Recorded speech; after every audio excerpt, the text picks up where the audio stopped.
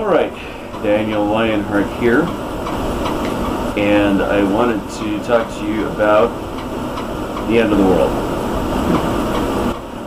There's a lot of quacky people out there claiming that the end of the world will be on a certain date, and you know that, and there was no point in even pointing it out up until May 21st, when of course, you know, Christ didn't come, and there wasn't a rapture, and there wasn't Judgment Day, and then there's other people who are getting away with claiming that the end of the world is going to be December 21st, 2012. They're getting away with that because it's not a quacky preacher they're using for that. They're contorting instead Mayan culture and using the Mayan calendar to twist the facts and even the concept behind time, according to the Mayans, and predict the end of the world for a specific date. It just doesn't work that way. First of all, God is not human, and humans are not God. God makes his own plans, and he's going to end the world whenever he darn well feels like it. And if you predict a date, time, anything like that, well, that's the first guarantee that it's not going to end on that date or time. Okay? So despite the fact I wrote a little article and posted on the Lionheart, Daniel Lionheart blog, you know, yay, end of the world 2012, and I had a lot of fun with that.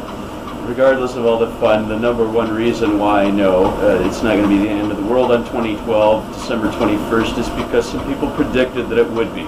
And God just doesn't jump when you say jump.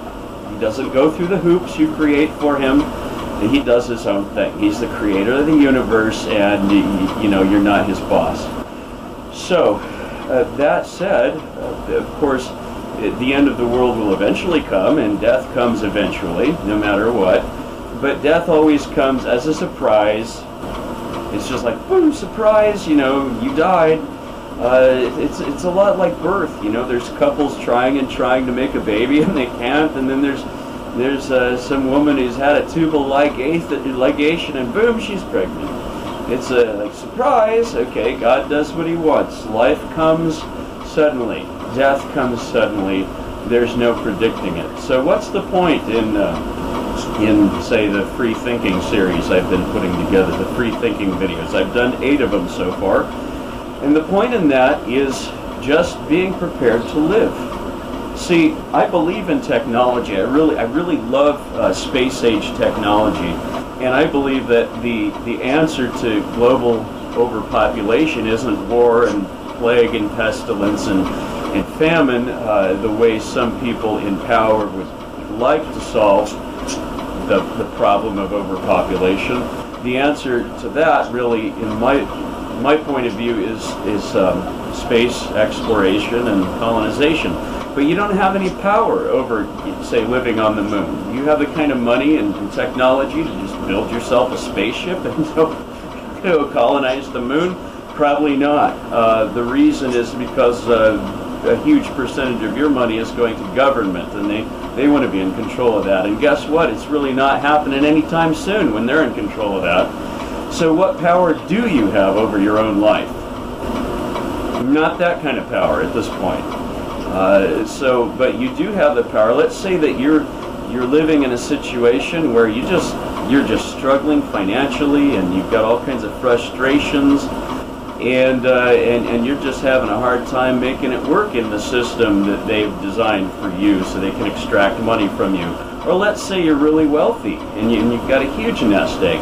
But the problem is that maybe someday you could become an enemy of the state, not because you're a terrorist, not because you're a bad person, you're not a murderer, you're not a rapist, you don't do bad things, you're kind to everybody, but you could become an enemy of the state because maybe you're a member of a religion that it's not government approved, and they've decided that this religion is a threat to their system. Maybe you're a member of a political party or a political movement. You're not a terrorist, you're not a murderer, you're none of these things, but they've decided that this political party is a threat to their system. Remember that the people who see this video, this is internet, and you can live anywhere in the world. You may be an American, or you may live in Ghana, I don't care.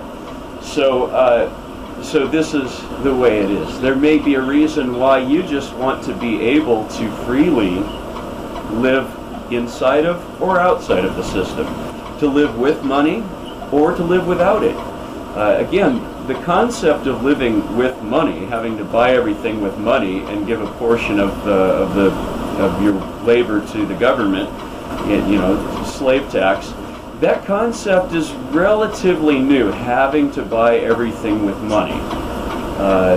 Just 200 years ago, there were people, at least in the Americas anyway, who were living free off the land. There was no such thing as money. They didn't even know that was a necessity. Why would you need, what is that? What's paper for? What really matters is a roof over your head and clean drinking water and food and whatever. So you realize that you really do have the freedom to live free outside of the system if you choose. I'm not telling everybody you've got to stop living in the city, but maybe what's really important is to learn how to just basically live.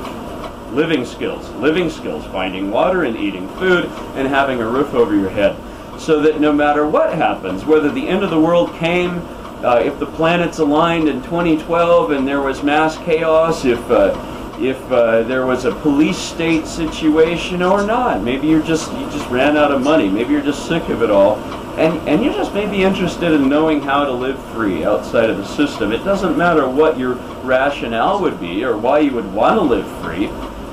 Wouldn't it be nice just to know how to do that, so that it's an option, so that if the food supply stops and you can't get food from the grocery stores anymore, if fuel stops coming in and you can't get gas for your car anymore, if for whatever reason you can't work a job and make income anymore, whatever happens, it may not happen to you in your generation, but something bad may happen in the next generation, your kids, your grandkids, your great-grandkids. So why not learn how to live the way you were intended to live by your Creator?